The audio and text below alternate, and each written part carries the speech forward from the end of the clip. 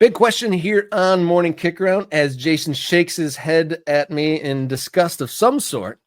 But last week we talked about the long, almost a squad full of soccer documentaries available online, and we kind of pitched the question of what would be the dream small American soccer team to have a docuseries, and we found at least one. We are looking for some assistance. Maybe you guys know of some more Yes. American soccer documentaries, or even some extended, maybe longer form content for us to dig into. But one of the suggestions that we want to take a look at is from Portland Heart the Pines. It's called Up the Hearts. Yeah. We found a little before we play this trailer, there are 5 episodes of Up the Hearts. And okay, so again, this show and this exercise and doing it live and engaging with all of you watching and commenting is that back and forth of like, there's things we don't know. Now, things we do know that we hope we can share with you, but there's things we don't know.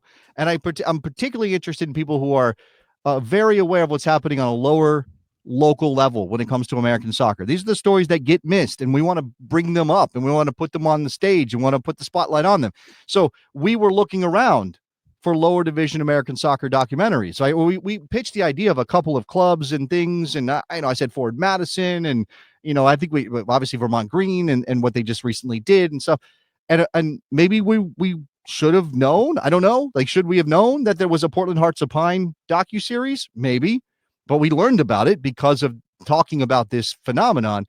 And I'm hoping there's more like this. So I want to watch the trailer for Up the Hearts. And again, there's 5 episodes on YouTube. And I intend to watch them. Like, hope maybe we'll do even a review of Up the Hearts. If there's anything else like this, I can't find it. Maybe that's my failure to Google properly, Rob. But I can't find it. So if you know of stories like this, tell us. But let's watch the trailer for Up the Hearts, the Portland Hearts of Pine docuseries.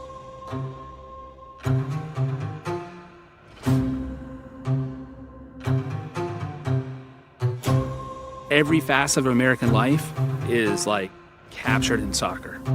It's called the beautiful game. It's fluid, it's graceful, and it can bring people together.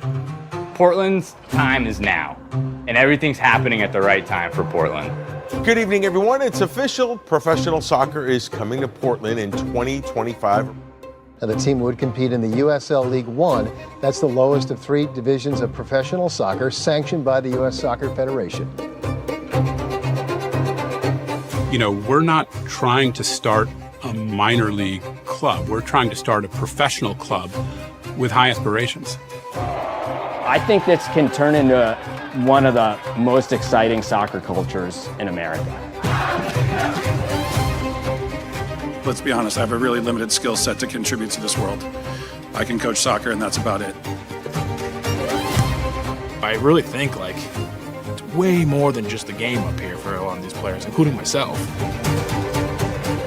Mainers, they're New England sports fans. They don't like to lose. But I'll be the first one to tell you that they're going to win the title next year. And remember, 10 years from now, you're going to be bragging to people that I was there before anybody knew about this thing. Fun starts, right? That's what's next.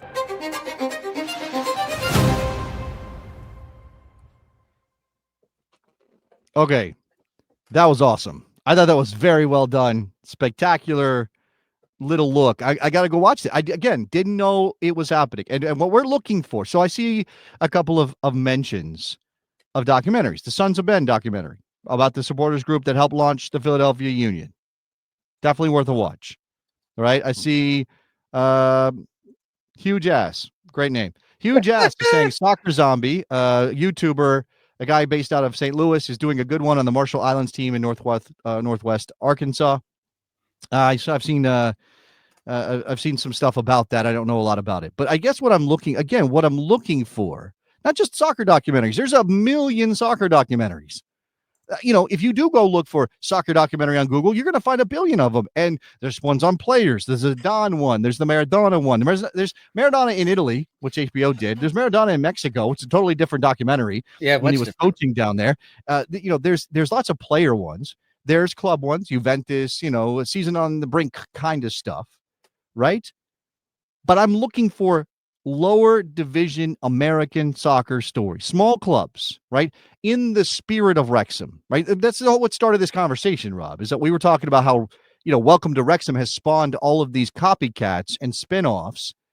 And it's like, where is the American story about a small soccer club? Now, obviously, the context is very different here in America than it is in Wrexham or anywhere else in Europe. But that's where we're getting the story of Hearts of Pine launching in a town like Portland, Maine. And I'm glad we got a little of that Mainer accent in there at the end. Some guy on a mic had a little bit of that. Really wanted that. I was looking for that. If we get that and it's authentic and it's local and it talks about the passion of the city and the people who care about soccer there, even if it's not a gigantic community, that's what I want. I want to be told that story, Rob.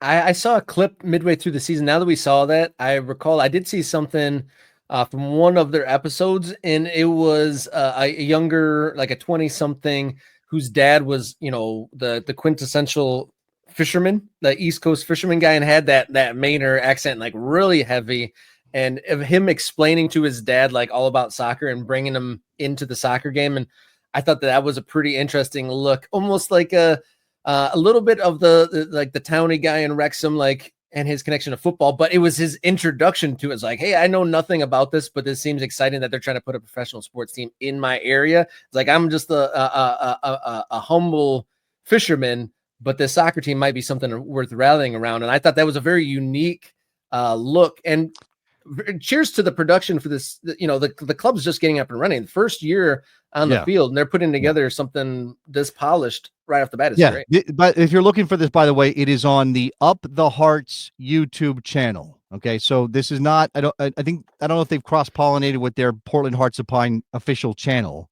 which is the club's channel. And I don't. One thing I'm not sure about is the relationship between the filmmakers and the club. Like, is the club backing this? Probably, but I don't know about that. What I would say is what strikes me in that trailer, and what I think is true of a lot of places in this country in particular, is that these smaller cities, these towns, call them large towns, call them small cities, wherever you think that line is, a lot of them have incredible local pride, right? They have a unique character, something about them. People feel a connection to the place that they are from in a very distinct way. And yet a lot of them don't really have this. They don't have a sporting enterprise to rally around. They don't have one thing to sort of represent their civic identity. Some of them do in terms of college sports, which we talked about already, Rob. There are obviously small towns across the country that are homes to colleges and universities that have teams that people go out and support. Think about Texas high school football, for example, right? You might not have a professional sports team. What you've got is a local high school team, and 10,000 people show up to watch the high school football team play. That's how big of a deal it is. Why can't soccer be that for a place like Portland, Maine? Which I'm sure, I think they have the Sea Dogs, right? They have a baseball team, but it's when you heard it in the documentary, right? I mean, that trailer, you heard the guy say, "We're not launching a minor league soccer team," right? That's not what they're doing. This is the character difference between soccer and minor league baseball, right? Minor league baseball is great. I love it. I grew up on minor league baseball. It's the reason I fell in love with that sport in the first place. But you always have in your mind, these players are not here because they want to be here. They're here because they want to be playing for the major league team. And this team ultimately operates as a feeder to something bigger. If they do well and hit the marks that we want them to, they're gone. Yeah, you're right. It's a direct relationship between the minor league baseball team and the major league team, right? Yeah, there's a local owner maybe of the minor league team and blah blah blah, and there's a different name. Not always are you care. It's not always the same name as the major league team, but generally speaking, it's a direct relationship. That's not how soccer works. Like, maybe Portland Hearts of Pine players want to play at a higher level, and if they play well in Portland, they'll be in the USL Championship or Major League Soccer one day. But for the most part, they're playing because they've chose to be there. The team is representing the city. It doesn't matter. This is why when we talk about promotion and relegation a lot of times. And we discussed Peter Wilt's plan and some of the things that have come up on the show. Sometimes you'll hear owners say, it doesn't matter what league we play in. People do not care what league we play in. Now, that can cut both ways, but in the sense that they mean it is, they just want to rally around their town. They just want to rally around their city. They want to root for something that represents who they are. And if they are from Greenville, South Carolina, what do they have that represents them except the soccer team in town? Right. And again, because you don't have to reconcile that's a minor league team, because that's not how soccer works, even though we think about them in those terms because of the structures baseball has put into our brains.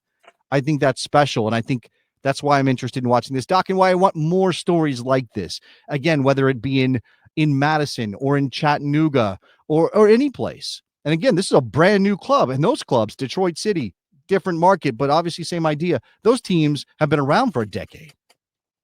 Yes, indeed, you're right. And hopefully there is a speaking of DCFC, maybe they do some great content, and they got great video and photography, and they have pretty much since their origin. But I'm interested to see if there is going to be a movie or a docuseries that spans the whole longevity since origins to now, documenting all the different jumps that they've made. I know there's small things that have been made along the way, but I'm curious if there's going to be a big long arc. That'd be interesting. And some of this will be a retrospective history rather than sort of documenting things as they happen, which is what this Portland Hearts of Pine doc is about. All right, I want to address a couple of things. So Chris says, hopefully players will want to play in a city like Portland and stay in a city like Portland because they can go up to the USL Championship and USL Premier. This is obviously the idea that, hey, if you institute promotion and relegation, players will say, I want to help this team get promoted. Something we romanticize a lot when, in particular in English football. Yeah, I would love that. That'd be great. That would be awesome. Now, Baclata is a little bit more cynical here. Distinction without a difference in terms of calling this minor league or not. Portland can't sustain a top level team in any sport. True. It's all talk, but at the end of the day, Portland Hearts of Pine is a minor league team. Now, again, that is sort of like, if you are just being as brutally honest as possible, of course, Portland Hearts of Pine doesn't measure up to the New England Revolution down the road, or any major league soccer team, or a USL championship team in terms of the size of the city and the support. Of course not. That's not what we're saying. What we're saying is people in Portland, whether you want to believe it to be delusion or not, don't have to think about their team as subservient to another team. They don't have to think about their team as like, oh, we're Portland Hearts of Pine. Yeah, but we're just here to help the Revolution make better players. No, that's not the dynamic. The Revolution can come and buy your player, but you are a wholly independent entity that is not required to do anything except try to win soccer games and serve the people of Portland. Right? Again, this is semantics, but I think it's important semantics in sort of the mentality we have about our teams. And I don't always love treating soccer as exceptional, but in this regard, it is. Soccer is exceptional in this regard because, again, these teams that are quote unquote minor league compared to major league clubs don't have to think of themselves as, down the line from the major league club in any direct way. They can be independent and operate in that way. I'll add on to that soccer is exceptional in the way, and I really hope that American lower leagues don't go the farm system route, because in minor league baseball and hockey, they don't play the games in like 100% of their goal isn't to win the game. They are behest to train up these players. So in the minor league, a pitcher might come and simulate a close of a game, even if that has nothing to do with the game state that they're in. I've worked in minor league hockey for many years, and sometimes they would pull the goalie in an end of game situation to practice that situation in a game that is so supposedly like they're trying to win, whereas soccer games, they're always trying to win. In a development scenario, whether that be D-League, MLS Next Pro, the minor league system in baseball, every game has this. It's why minor league baseball is so dependent on promotions and giveaways and theme nights and things like that, which obviously are part of soccer too. But, minor league baseball is built on those things. Go watch. There's a great St. Paul Saints documentary that I watched not that long ago that talks a lot about how the Saints built that culture in St. Paul of being a team that, is fun to go watch. Winning is secondary. Winning a championship as a minor league team is like, oh yeah, that's great. That's fun. Those players aren't sticking around. If they helped the team win a championship and had a great season, they're gone. Not because they got purchased or because somebody came in and said, we want to sign your player, because they are reassigned to a higher. Again, that's the issue. It's like, is this about winning for winning's sake and for our community, or is this about feeding into something else that we don't have control over?